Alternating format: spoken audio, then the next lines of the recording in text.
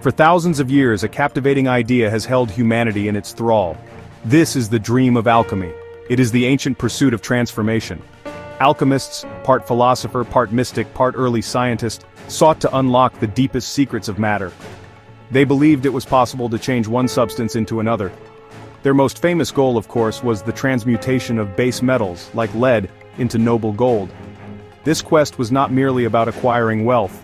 It was also a spiritual journey, a search for perfection and enlightenment, often symbolized by the mythical philosopher's stone. This elusive substance was said to grant not only riches but also immortality. The roots of alchemy stretch deep into history, intertwining with ancient Egyptian metallurgy, Greek philosophy, and Eastern mysticism. Figures like Hermes Trismegistus became legendary, their supposed writings forming a cornerstone of alchemical thought. Across civilizations from China to India, the Islamic world to medieval Europe, these seekers toiled in their laboratories. They were surrounded by strange apparatus, bubbling concoctions, and cryptic texts. Their methods were a mix of careful observation, trial and error, and profound philosophical speculation. They sought to understand the fundamental principles that governed the cosmos, believing that the microcosm of their experiments reflected the macrocosm of the universe itself. These ancient practitioners laid some of the groundwork for modern chemistry. They discovered new elements and compounds. They developed important laboratory techniques like distillation and sublimation. Yet their central aim of turning lead into gold remained stubbornly out of reach. This was because their understanding of matter was fundamentally different from ours today. They spoke of principles like sulfur and mercury, or the four elements of earth, air, fire, and water. They did not know about atoms, protons, or the nuclear forces that truly define what an element is. Their dream, however, was a powerful one, driving curiosity for centuries. The alchemist's dream, therefore, was more than just a get-rich-quick scheme. It represented a profound human desire to understand and control the natural world. It was about the potential for transformation, not just of metals, but of the self. While their theories about how to achieve this were ultimately incorrect, the spirit of their inquiry, their relentless experimentation, and their deep wonder at the mysteries of existence resonate even now. It is a testament to the enduring power of human curiosity, a quest that, in a way, continues in the grand laboratories of the 21st century, albeit with very different tools and understanding. Deep beneath the Franco-Swiss border lies an extraordinary machine. It is a testament to human ingenuity and our insatiable quest for knowledge. This is the Large Hadron Collider, or LHC, at CERN. The LHC is the world's largest and most powerful particle accelerator. It is a 27-kilometer ring of superconducting magnets designed to accelerate particles to almost the speed of light. Here, scientists from across the globe collaborate. They seek to unravel the fundamental building blocks of matter and the forces that govern them. They are, in essence, trying to recreate the conditions that existed just moments after the Big Bang, the very dawn of our universe. Within this colossal machine are several sophisticated detectors, each designed for specific investigations. One of these is ALICE, which stands for a Large Ion Collider Experiment. ALICE is a remarkable piece of scientific equipment, a heavy ion detector weighing over 10,000 tons. Its primary mission is to study a state of matter called quark-gluon plasma.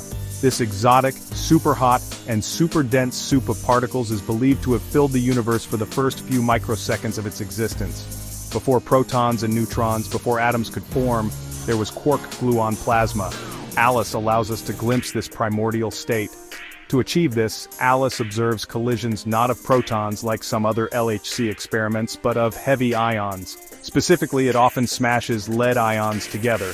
Lead nuclei are incredibly dense, packed with 82 protons and many more neutrons.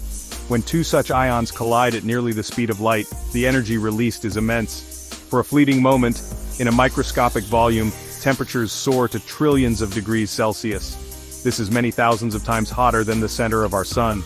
It is in these extreme conditions that the protons and neutrons themselves are thought to melt, liberating their constituent quarks and gluons to form quark-gluon plasma. The results from ALICE are helping us understand how the universe evolved from this primordial state. By studying the properties of quark-gluon plasma, its flow, its temperature, and how it cools and condenses back into ordinary matter, scientists can test our theories of fundamental physics. It is like having a time machine that can take us back to the earliest moments of creation. The experiment is not just about one discovery, but about building a comprehensive picture of the universe's infancy. And sometimes, amidst this fundamental research, echoes of ancient dreams like transmutation can unexpectedly appear, reminding us of the long journey of human inquiry. The idea of turning lead into gold, the alchemist's ultimate prize, might seem like pure fantasy. For centuries it was. Alchemists tried with fire, with chemicals, with incantations, but lead stubbornly remained lead. This is because chemical reactions only rearrange the electrons orbiting an atom's nucleus. They do not change the nucleus itself.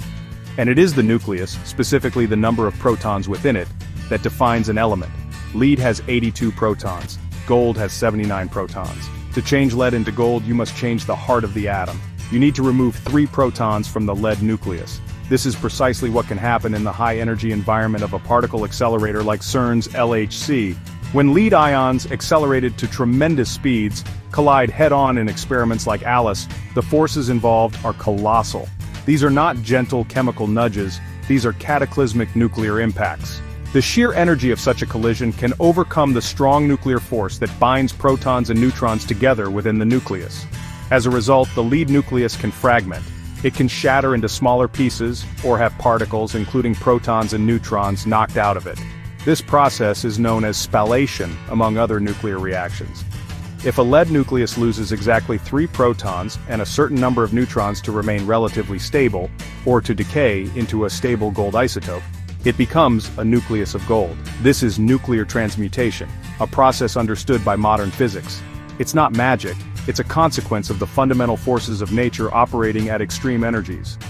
While the primary goal of ALICE is to study quark-gluon plasma, these lead-lead collisions invariably result in the creation of a vast array of different particles and indeed, different atomic nuclei as the fragments cool and settle.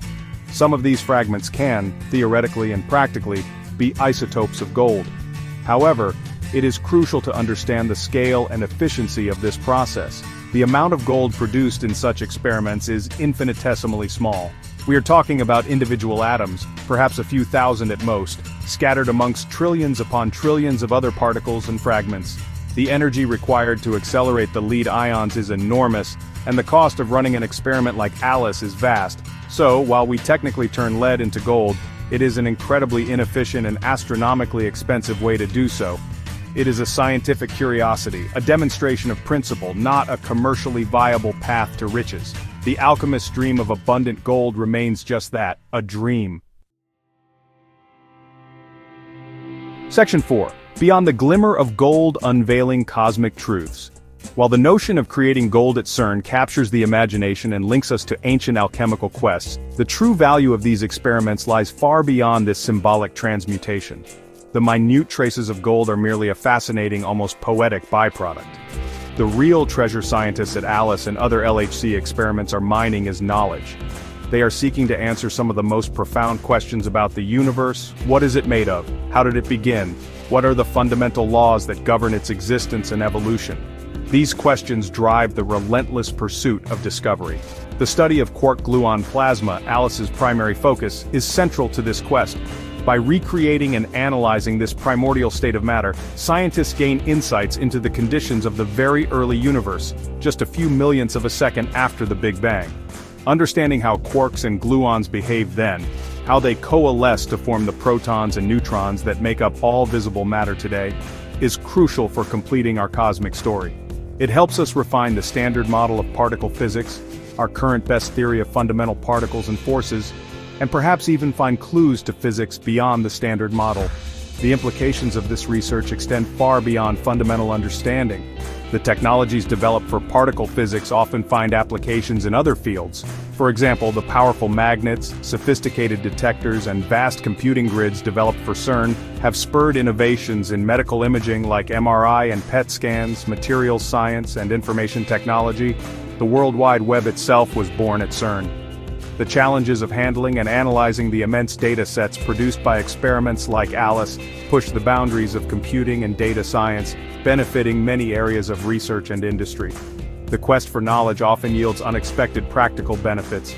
Furthermore, understanding the extreme conditions within heavy ion collisions helps us comprehend astrophysical phenomena. Events like the mergers of neutron stars, which are now known to be significant cosmic forges for heavy elements like gold, involve similarly extreme densities and temperatures. The data from ALICE can provide crucial inputs for the models that describe these violent cosmic events. So, while we may create a few atoms of gold in the lab, the true significance is in understanding how the universe itself creates these elements on a grand scale, and how the fundamental forces shaped everything we see around us. It's about piecing together the grand cosmic narrative. Section 5. Ancient Dreams, Modern Marvels, Alchemy and Physics in Dialogue. Comparing ancient alchemy with modern physics reveals a fascinating journey of human thought and discovery. The alchemists of old, with their mystical symbols and secretive practices, sought to transform matter through methods that were largely empirical and philosophical. They worked with what they could see and manipulate directly, guided by theories that blended observation with spiritual belief. Their understanding of elements was based on qualities and essences, not on atomic structure. They dreamed of the philosopher's stone, a miraculous substance that could perfect metals and perhaps even human life itself, a testament to their holistic worldview. Modern physics, on the other hand, operates on vastly different principles. It is grounded in rigorous mathematical frameworks, precise experimentation, and a deep understanding of the subatomic world. Scientists at CERN use colossal machines to probe the very fabric of reality, manipulating particles at energies far beyond anything an alchemist could have imagined. The transformations they achieve, like changing lead into gold, are not due to mystical elixirs, but to the controlled application of fundamental forces that alter the atomic nucleus. The magic of modern physics is the magic of reproducible results, predictive theories, and a universe governed by understandable laws. Yet despite these profound differences in methodology and understanding, there is a symbolic thread that connects them.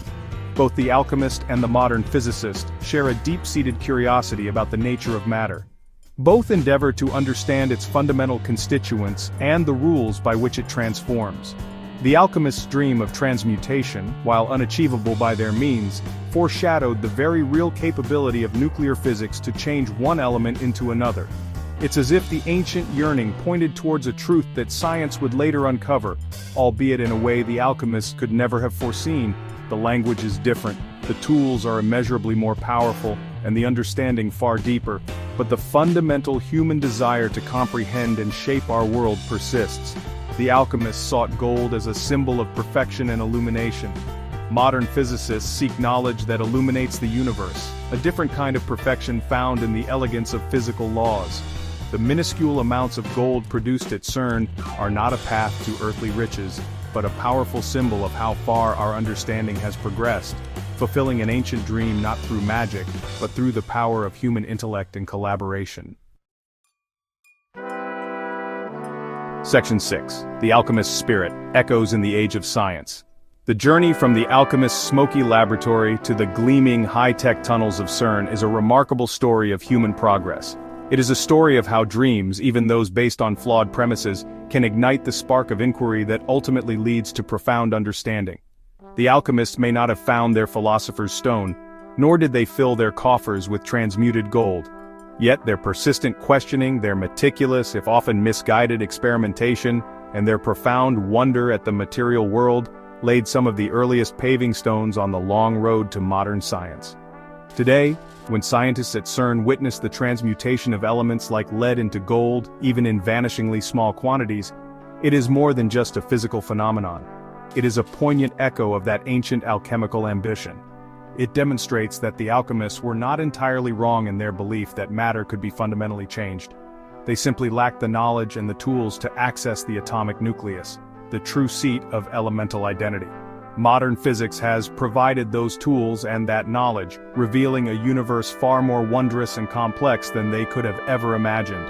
This achievement, therefore, is not just about the technical feat of altering atomic nuclei. It is about the enduring spirit of human curiosity. It is about our relentless drive to push the boundaries of what is known, to explore the deepest mysteries of existence.